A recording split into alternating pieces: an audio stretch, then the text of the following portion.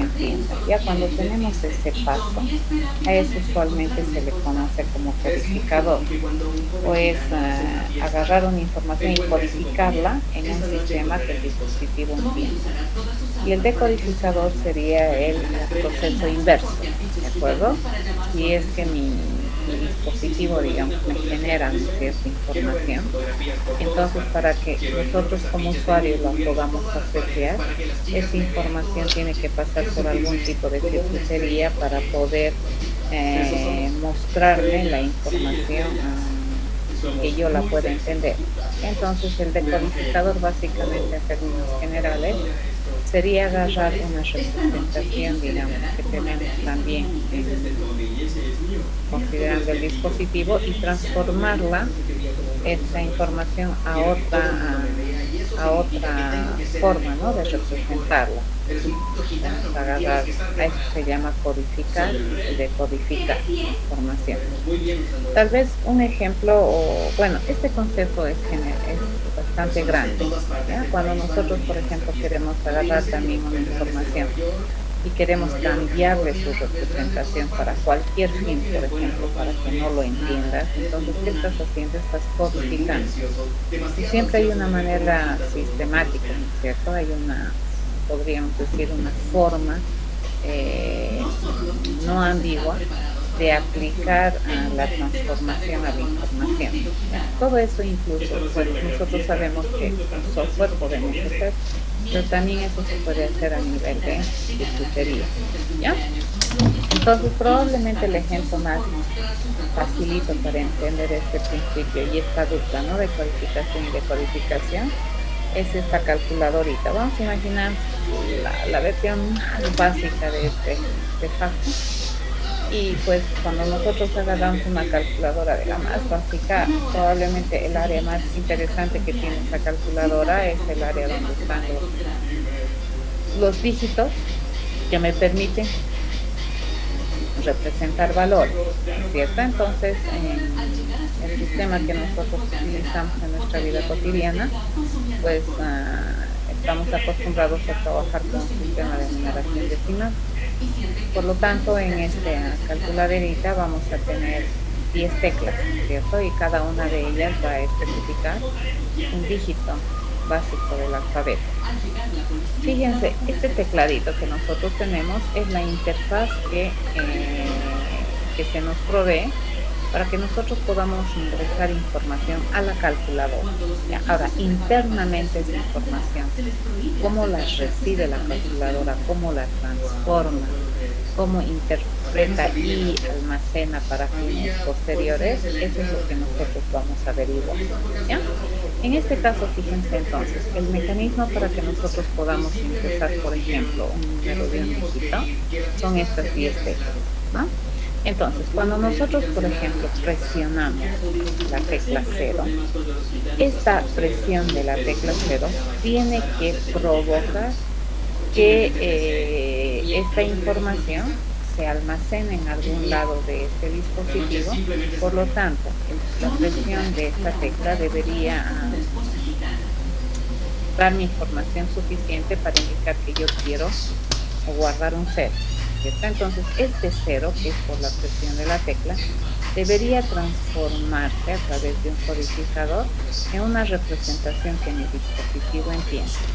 ¿Ya? Pero acá hay un proceso bien rápido, no es inmediato. Primero, agarra y lo representa, ¿no?, en información que el dispositivo entienda, y a su vez, casi al mismo tiempo, muy rápido, esa información procesada acá, para que el dispositivo entienda, a su vez se bota, fíjense, como respuesta en esta área de mi calculadora que me permite a mí como usuario percibir y tal vez asegurarme y darme la confianza de que el dato que yo he registrado aquí presionando la tecla 0 efectivamente ha sido ingresado a la calculadora.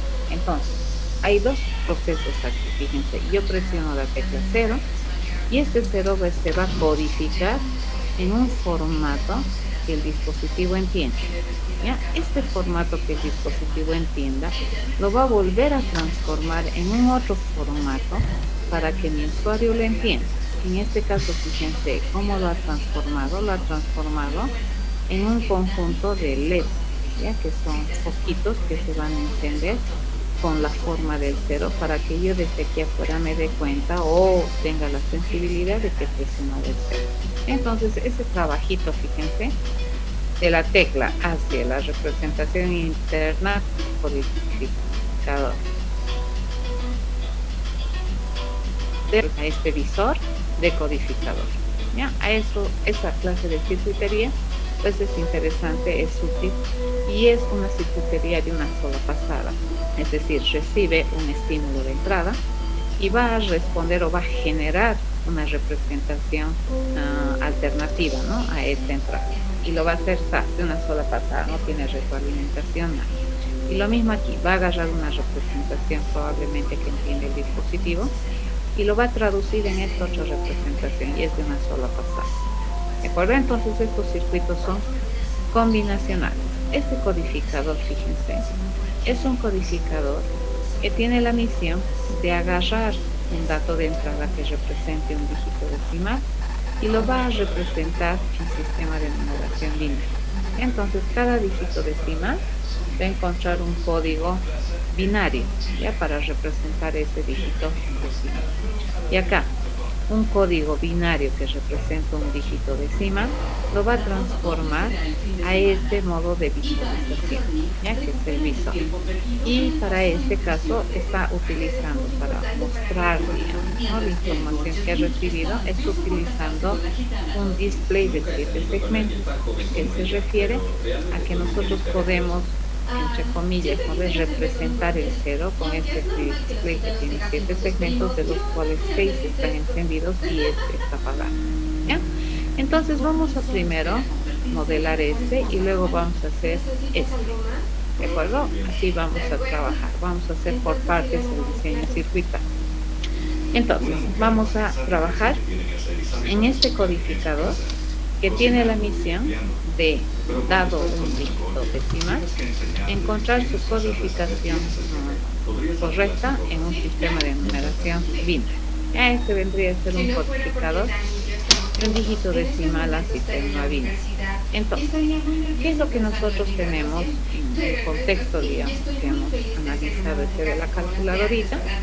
Es básicamente, queremos hacer el circuito necesario suficiente para que, dado un artefacto en el cual tiene 10 teclas, ¿ya?, nosotros presionando una tecla pues podamos encontrar su representación en sistema binario de esa tecla, considerando que cada una de esas teclas representa un dígito decimal. Básicamente eso es lo que quiere tratar. Estoy entendiendo entonces el problema. Una tecla representa dígito decimal y ese dígito decimal tengo que transformarlo a una representación en sistema de numeración binaria. Ya, es una representación binaria. Ese es mi problema. Ok, entonces, ¿qué es lo que yo quiero obtener? Lo que yo quiero obtener es una representación de un dígito decimal en sistema binario. Nosotros sabemos que los dígitos decimales son 10 distintos dígitos decimales. Por lo tanto, para representar 10 posibles estados que puede asumir un dígito decimal, yo necesito 4 variables binarias, ¿cierto? Porque con 3 no me alcanza. ¿Con cuántas voy a poder representar los 10 posibles estados distintos que puede tener un dígito decimal? Bueno, con 4. Por lo tanto, ¿cuántas variables binarias voy a requerir? 4, que las voy a eliminar: la S3, la S2, la S1 y la S0. Nosotros sabemos que cada una de estas variables binarias puede asumir valores 0 o 1. En este contexto, el 0 para mí representa nomás al 0 numeral y el 1 para mí también va a representar el 1 numeral. ¿Ya? Listo. Ok, ¿cuántas entradas tenemos? Vamos a tener 10 entradas, ¿ya?, que representan a las teclas. En realidad las teclas son mis pulsos de entrada. Una de las teclas entonces va a tener semántica, ¿correcto? Cada tecla va a representar a su vez, fíjense, a un dígito decimal. A este circuito, que es el codificador, lo vamos a alimentar con 10 entradas y cada una de estas entradas representa una tecla, ¿ya? Y cada tecla, fíjense, puede estar en uno de dos estados, puede estar presionada o puede estar no presionada, ¿ya? Bueno, como cada una de estas teclas puede estar en uno de dos posibles estados, entonces la cantidad de datos de entrada o de cantidad de variables de entrada que necesito, variables binarias de entrada que necesito son 10. Y le vamos a especificar con la letra T, que significa tecla, ¿ya? Entonces, esta, por ejemplo, esta variable representa la tecla 9, esta representa la tecla 0, y así sucesivamente, ¿no? Y esta representa la tecla 0, ¿ya? Cada una de estas teclas, fíjense, es una variable binaria. Puede tener uno de dos estados, ¿ve? Puede ser 0, puede ser 1. Le vamos a dar semántica al 0. El 0, ¿qué significa? Cuando la tecla está no presionada. Y el 1, ¿qué significa? Que la tecla está presionada. Por ejemplo, si yo tengo 0 en 5, ¿qué significa? Que la tecla 5 no está presionada. ¿Ya? Así va a funcionar. Ok, una vez que tenemos esta definición de las entradas y de las salidas que yo quiero obtener, pues nuestro cuarto paso, ¿qué cosa es? Es hacer la tabla de verdad, que me permita relacionar todas las variables de entrada hacia las variables de salida. En este caso habíamos decidido que vamos a tener 10 variables de entrada. Si nosotros hacemos cálculos de esas 10 variables de entrada, podemos conseguir 1024 distintas interpretaciones para estas 10 variables. ¿De acuerdo? Entonces, hacer una tabla de verdad de 1024 líneas, filas, no parece ser una idea viable. ¿De acuerdo? No nos va a alcanzar ni las hojas para hacer las 1024 combinaciones.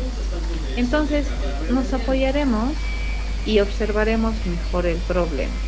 Es verdad que hay 10 teclas que representan mis datos de entrada. Pero como en este caso estamos modelando solamente la representación de un dígito binario, de un dígito decimal, perdón, nosotros podemos asumir en el contexto de que jamás en ningún instante de tiempo dos teclas al mismo tiempo pueden estar presionadas. Porque ahorita lo único que yo estoy queriendo hacer es representar un dígito decimal, ¿ya? Entonces, eso me va a generar, fíjense, una reducción del análisis de las posibles combinaciones válidas que se puede dar en este problema.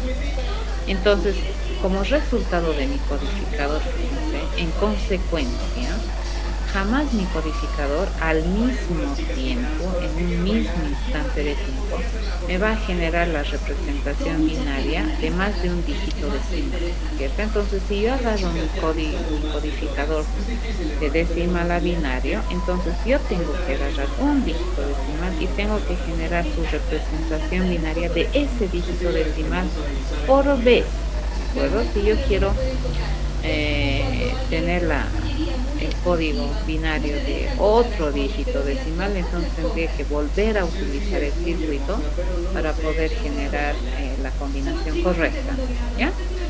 Es en este sentido entonces que básicamente para poder modelar este codificador de decimal a binario podemos asumir esta reflexión, que dentro de nuestro esquema de lo que son las 10 teclas es imposible que al mismo tiempo estén dos teclas indicando que están presionadas. Siempre una de ellas va a ganar el recurso, ya nunca jamás las dos, porque encima mi codificador no tiene la capacidad de al mismo tiempo codificar dos dígitos decimales, ¿ya? Bueno, bajo esa suposición, la cantidad de combinaciones que a mí me interesa analizar prácticamente son 10. Ya, a ver, ¿cuáles son? Son todas aquellas combinaciones en las cuales solamente una tecla está presionada y el resto de las 9 teclas están no presionadas, ¿de acuerdo? O cuando toditas están no presionadas, esa también puede ser un momento interesante de analizar. Entonces, de las 1024 distintas posibles alternativas de ser de estas teclas bajo estas condiciones que acabamos de explicar, solamente 10 me son útiles, ¿no? Entonces me voy a concentrar en esas 10 interpretaciones. Fíjense, ¿Qué significa esto? Si es que nosotros tenemos esta combinación 0, 0, 0, 0, 0 y esta está en 1, ¿qué significa? Que yo estoy queriendo codificar el dígito decimal 0. ¿Ya? Si es que toditas están en 0 menos la tecla 1, ¿qué significa? Que estoy queriendo codificar el dígito decimal 1. ¿Ya? Pero jamás, en ningún instante del tiempo, es válida una interpretación en la que más de una tecla está presionada. Eso dice el problema. Entonces, estas 10 combinaciones son las que realmente me interesan. Las otras 1014 combinaciones que tenemos de estas 10 variables de entrada son imposibles de que sucedan. ¿Estamos de acuerdo? Sí. Entonces, fíjense, acabo de encontrar una relación entre las entradas y las salidas, considerando solamente aquellas combinaciones que se van a dar en el contexto. El resto de las combinaciones se consideran que son imposibles que sucedan. ¿Para qué me sirve esto? Fíjense, esto me da una gran ayuda para poder simplificar. Bueno, una vez que nosotros hemos identificado eso, entonces haremos la relación de lo que significa cada una de estas líneas versus lo que yo tengo que obtener en la salida. Por ejemplo, si yo analizo esta fila, dice que la única tecla que está presionada es la tecla 4. ¿Eso qué significa? Que estamos queriendo codificar el dígito decimal 4 a sistema binario. Y nosotros sabemos que el código para identificar un 4 decimal en sistema binario es esa combinación, ¿cierto? 0, 100. ¿Ya? Fíjense, esta línea, ¿qué significa? Que está presionada la tecla 9. Por lo tanto, ¿qué estamos queriendo codificar? El dígito decimal 9 a su correspondiente código binario, ¿ya? Y su código binario es este, que es el 1001. Las restantes combinaciones son imposibles, ¿de acuerdo? Por lo tanto, no importa porque eso no se va a dar.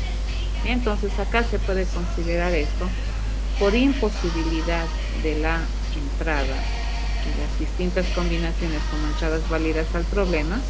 Entonces, el resto de las salidas, le llamaremos, o el análisis que tendríamos que hacer de qué valores debería tener S3, S2, S1 y S0, pues no importa, ¿ya? Se constituirían en condiciones no importa. Recogeremos las funciones, te dice, ¿no? Vamos a recoger tantas funciones como variables de salida tengan. Entonces, la función, por ejemplo, para S3 se puede leer así, fíjense, cuando S3 se enciende o se pone en 1, cuando sucede la presión de la tecla 8 o cuando sucede la presión de la tecla 9. Así se puede razonar, ¿ya?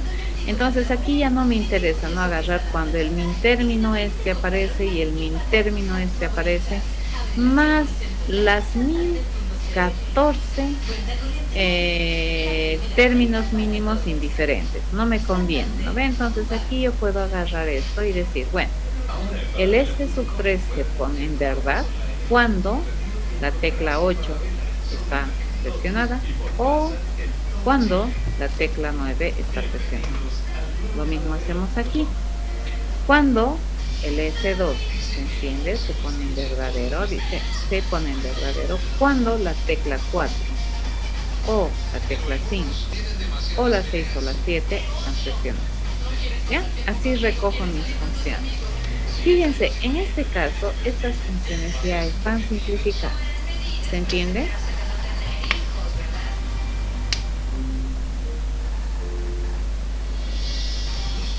Sí, ¿verdad? Ok, continuamos. ¿Ya? Entonces, en este caso ya no tiene sentido que vaya a simplificar mis funciones. Al sumo probablemente puedo agruparlas, ¿no ve? Para no hacer doble cálculo. En algunos casos, ¿no? A ver si puedo agrupar. Vamos a ver. En este caso no hay más grupos, por lo tanto, si hacemos el circuito, que es un codificador de un dígito decimal a binario, donde cada dígito decimal está representado por una tecla que va a ser presionada o no presionada, vendría a ser esto. ¿De acuerdo? Yo le digo La salida S3 se pone en verdadero cuando ocurre la tecla 9 o cuando ocurre la tecla 8. S2 se va a poner en verdadero cuando ocurre la tecla 17, la 6, la 5 o la 4. ¿Ya? La salida S1 se enciende cuando ocurre la tecla, dice, ¿cuál es esta? Esta es la tecla 6. Cuando ocurre la tecla 7, cuando ocurre la tecla 3 o cuando ocurre la tecla 2. ¿Ya? Y ese 0 se enciende cada vez que hay una tecla impar, cuando se ocurre la 9, cuando ocurre la 7, la 5, la 3 o la 1. ¿Listo? Codificador de decimal a binario. ¿Se entendía? Sí. Fácil, ¿no es cierto? Entonces, cuando tú tienes hartos valores de entrada o variables de entrada,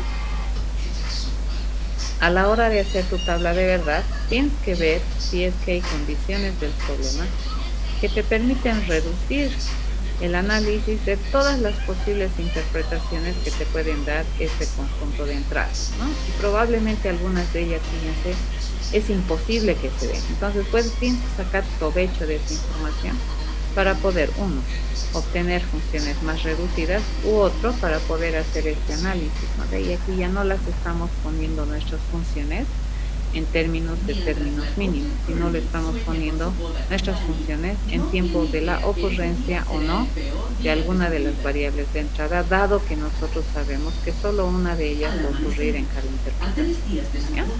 Acabamos de generar nuestro codificador decimal a binario. ¿Ya? Ahora haremos el paso inverso. ¿Qué pasa si nosotros tuviéramos la representación en sistema binario y ahora queremos hacer una representación lo más amigable posible de este dígito en sistema binario en una representación entendible del dígito decimal? ¿Ya? En este caso, entonces, ¿qué es lo que vamos a hacer? Vamos a hacer el decodificador, y en el ejemplito, ¿qué decodificador estábamos utilizando? Estábamos utilizando un decodificador que es un display de 7 segmentos. ¿Ya? Este vamos a hacer. Entonces, ¿de dónde partimos aquí? Vamos a partir, fíjense, de la representación de un dígito decimal en sistema binario y vamos a encontrar esta otra representación. ¿Ya? Ese es un decodificador de 7 segmentos que, como su nombre dice, bueno, lo que nosotros queremos, dice, es representar un dígito decimal en esta forma de demostración. Esta es una forma visual, ¿cierto?, de presentar el dígito decimal. ¿Y qué vamos a utilizar? Te dice, vamos a utilizar un display que tiene 7 segmentos. Este es 1, 2, 3, 4, 5, 6, 7 segmentos. ¿Ya? Y se dice que en este display podríamos representar cualquier dígito decimal de manera correcta, única e identificable. ¿Ya? Que no vamos a tener ambigüedad en representar uno de otro. Ese es mi problema. Bien. ¿Cuántas entradas o cuántas salidas yo necesito controlar? Yo necesito controlar 7 LEDs, ¿ya?, que me van a permitir representar un dígito decimal. A ver, tengo 7 LEDs de salida. ¿Cuántos posibles estados puede tener cada uno de esos LEDs? Puede estar en uno de 2 posibles estados, puede estar encendido o apagado.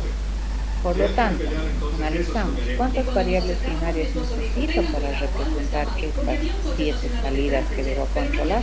7 variables binarias. ¿Por qué? Porque cada una de las salidas tiene uno de 2 posibles estados.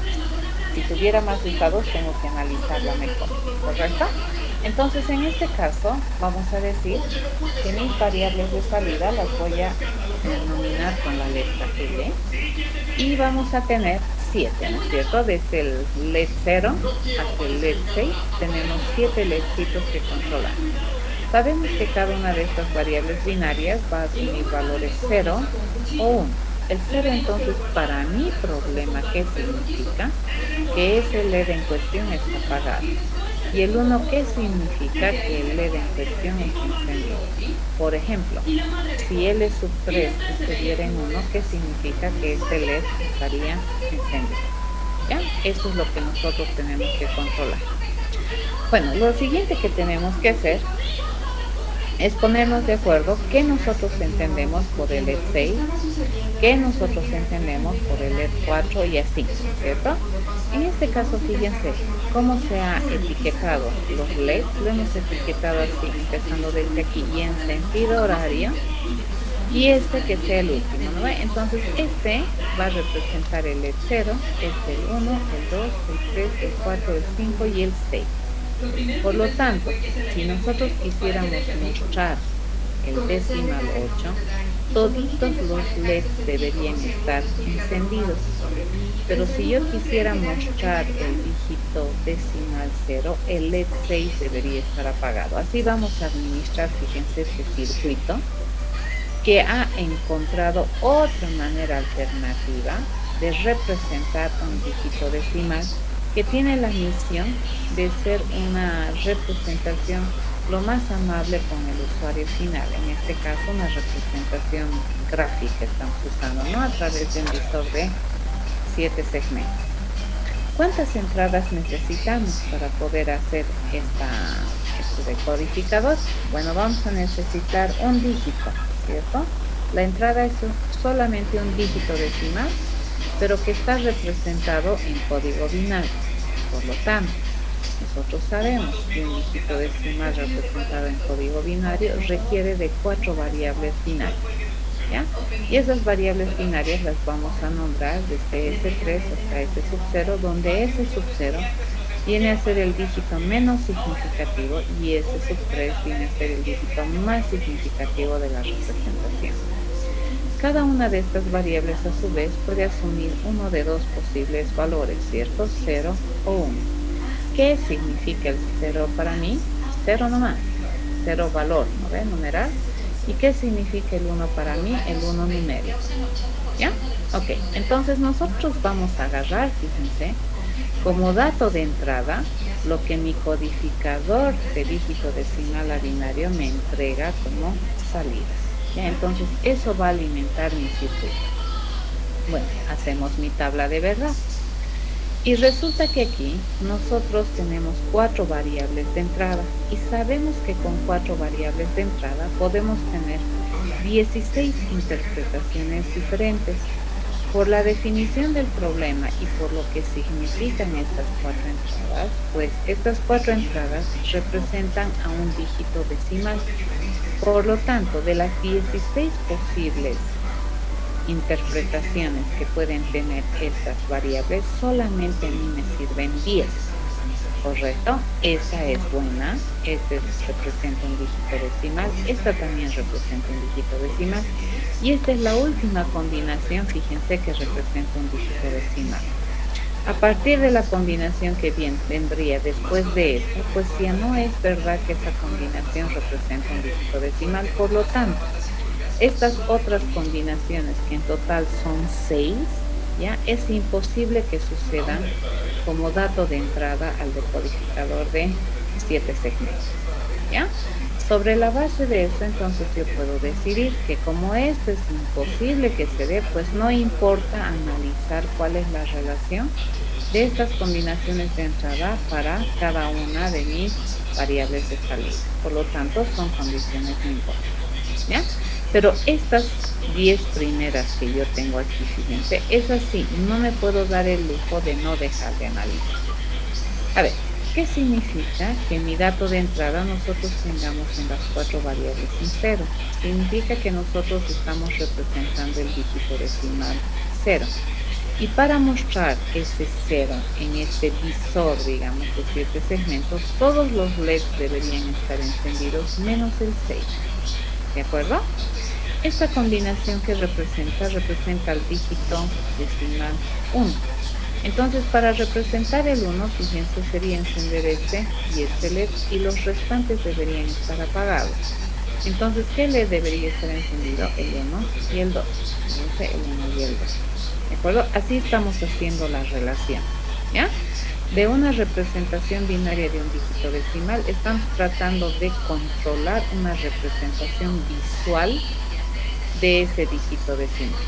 La última combinación es esta, ¿cierto? El 10, 0, 1.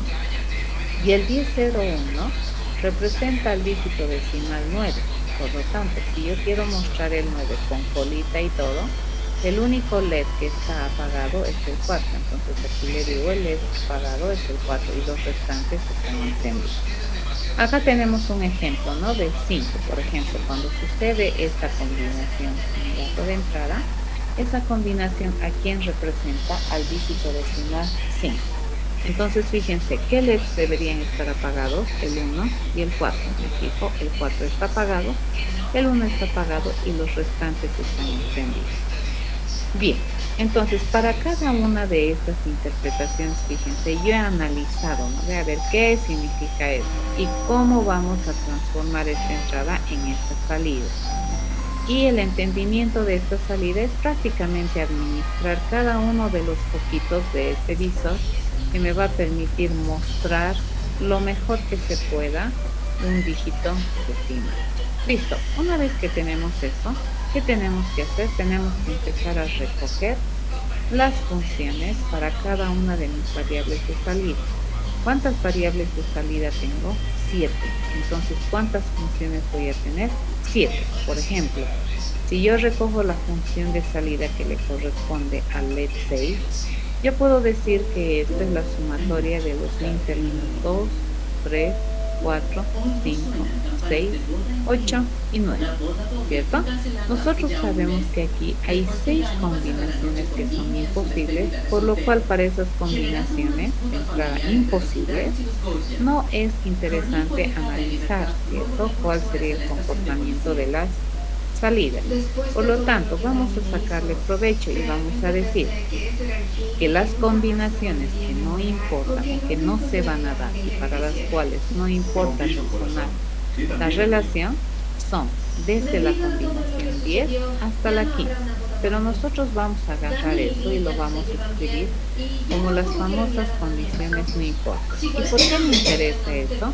Porque eventualmente, y en el mejor de los casos, estas condiciones no importan me van a permitir reducir de mejor manera o tener una alternativa de reducción mayor a que no consideráramos estas condiciones no importan. ¿Ya? Lo mismo hacemos para el 5. La función para la salida 5, resulta que el 5 se enciende cuando ocurre el término 0, cuando ocurre el 4, 5, 6, 4, 5, 6, el 8 y el 9. Y similar aquí arriba, voy a considerar estos términos no importa, que son desde la combinación 10 ¿de acuerdo? De la misma manera, fíjense, recogemos todas las funciones que corresponden a cada una de mis líneas de salida. Tantas variables de salida tengo, tantas funciones algebraicas recojo. Y resulta que estas condiciones, repito, estas imposibilidades de las combinaciones a partir de la 10 hasta la 15, que no se pueden dar sin estos datos de entrada, entonces eso me va a ayudar a simplificar. Por lo tanto, en todas las funciones, fíjense, estamos considerando esas combinaciones que son imposibles que se den, pero que en el futuro me pueden ser muy útiles para simplificar. Bien, siguiente paso, me dice encontrar las funciones simplificadas para cada variable de salida. En este caso, mi función está definida con 4 variables de entrada, entonces podríamos utilizar un mapa de Carnot para poder hacer la reducción. Entonces vamos a construir un mapa de Carnot para cada una de las funciones. Por ejemplo, para L6 dice el min término 2, 3, 4, 5, 6, 8 y 9 están encendidos. ¿Ya? Los restantes deberían estar en 0. Los ceros en este caso son importantes, pero no me conviene cerrar. ¿Ya? Pero desde la combinación, dice 10, 11, 12, 13, 14 y 15, todas esas combinaciones al no ser posibles como datos de entrada, pues no me interesa no importa, digamos, cómo se comportan las salidas. Por lo tanto, esto que está escrito desde el D, del 10 al 15, lo vamos a poner con una X en las celdas que les corresponde. ¿Listo? ¿Qué es lo que tenemos que hacer? Tenemos que agrupar en grupos lo más grandes posibles a estos sumos. Para ello podemos utilizar X, ¿ya? Pero si yo tengo una X fuera de grupo no es un problema, pero jamás puedo tener un 1 fuera de grupo, ¿ya? En este caso, a ver, ¿cuáles serían los grupos más grandes que yo puedo conseguir? Fíjense, yo puedo tener este grupo de acá a acá solo para introducir estos dos unos, ¿ya? Para introducir estos dos unos yo puedo agarrar todito este grupo. Si yo quiero considerar estos dos unos, agarro este grupo. ¿Quién estaría fuera de grupo? Este. Fíjense, yo puedo agarrar este grupo que es de 4 o puedo agarrar este. Entonces hay más de una alternativa de reducción de esta función que representa a la salida LC. ¿Se entiende? Podríamos agarrar este. Fíjense, el otro grupo alternativo sería este. ¿Listo? Podríamos agarrar este grupito, ¿okay?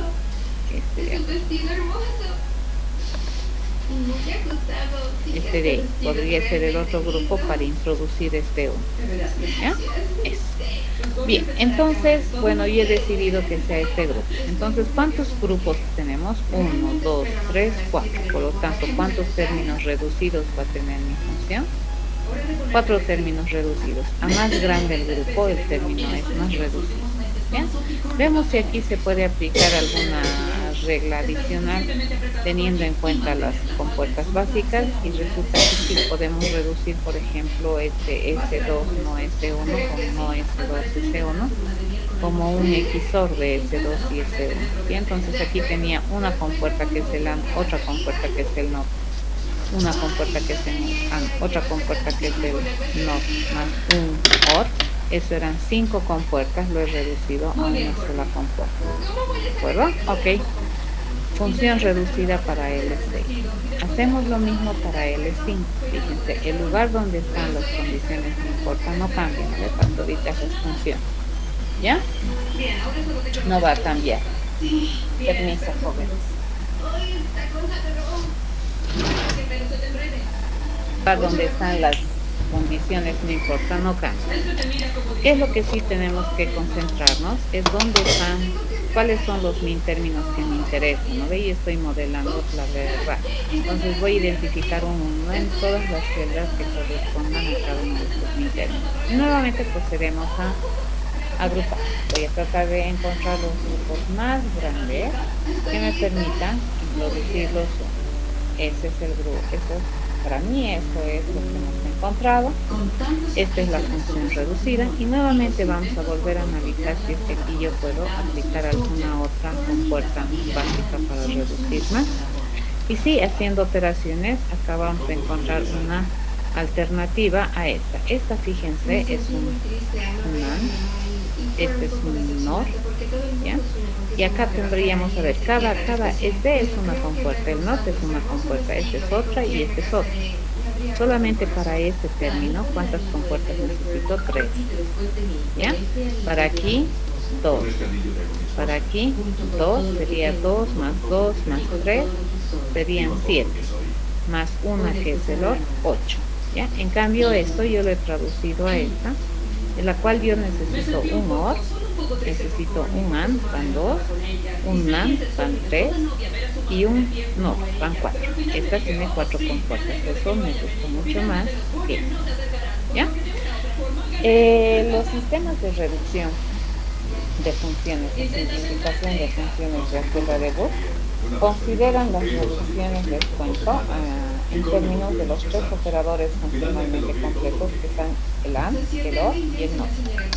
La ventaja que nosotros tenemos a nivel de diseño circuital es que aparte de estos 3 operadores funcionalmente complejos que también son compuertas básicas de diseño, podemos tener 6 más, ¿no es cierto? Que serían el XOR, el XNOR, el NAND, el NOR, el AND negativa y el OR negativa. ¿De acuerdo? Podemos utilizar estos más. Entonces, eso estamos haciendo uso en esta segunda parte. Fíjense, yo ya no estoy reduciendo en términos de los tres operadores funcionalmente completos, sino ya estoy empezando a utilizar otras compuertas. Entonces, esta es mejor que listo, términos reducidos.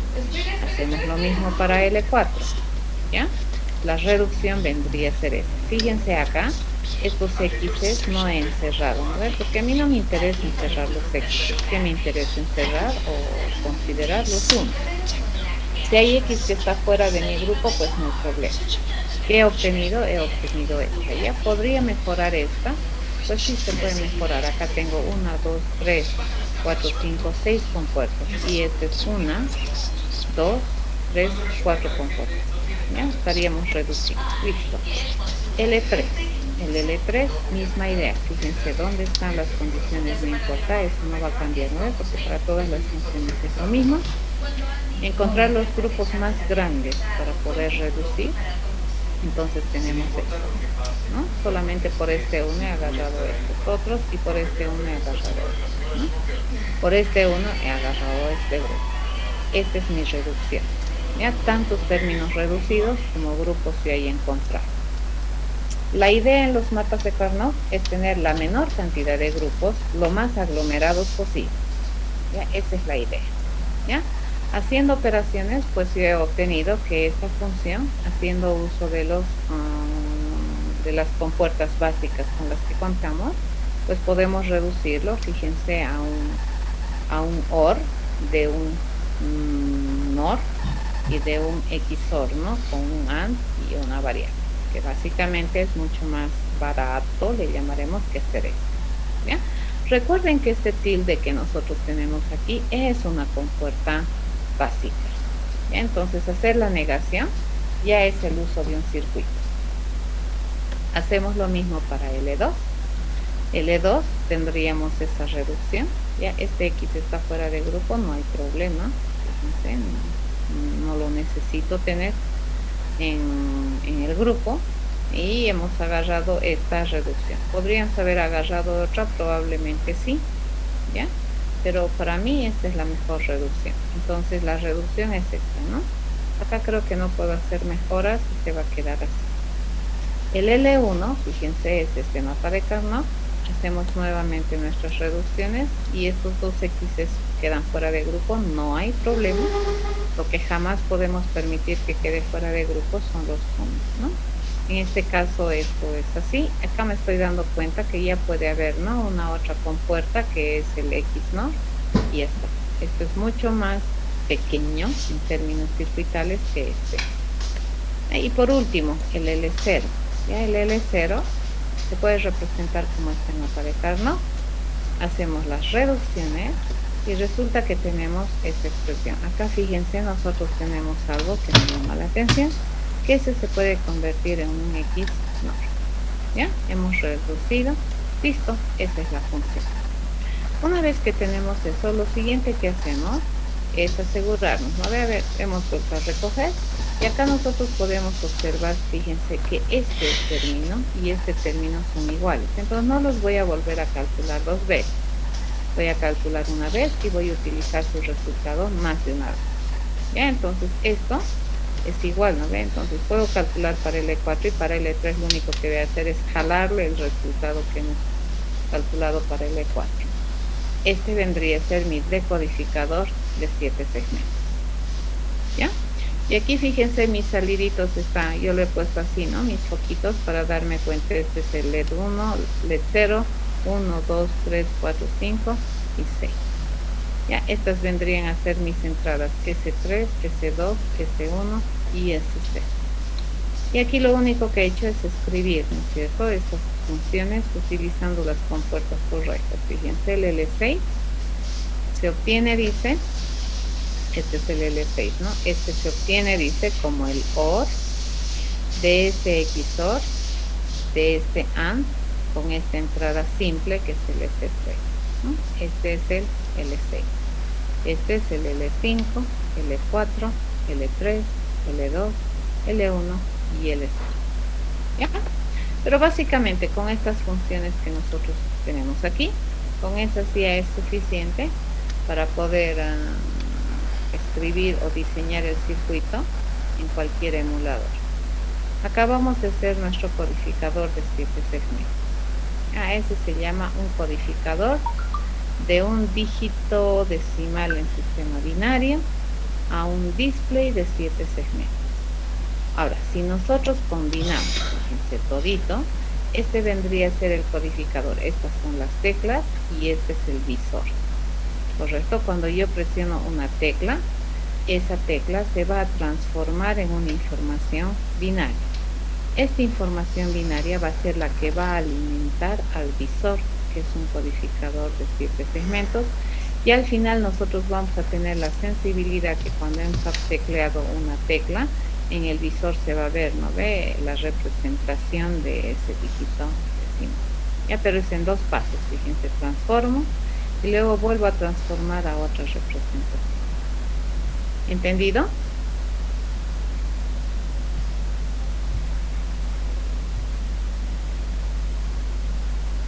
¿Alguna pregunta?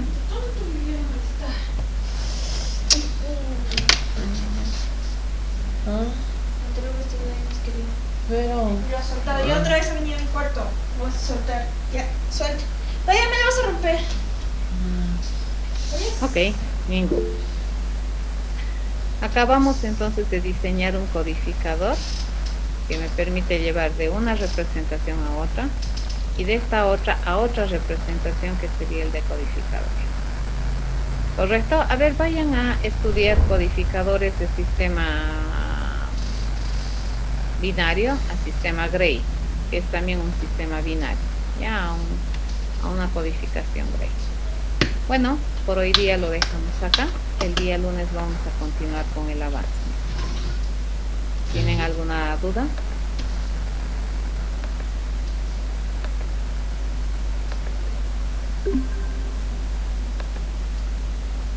Todo claro, ¿verdad?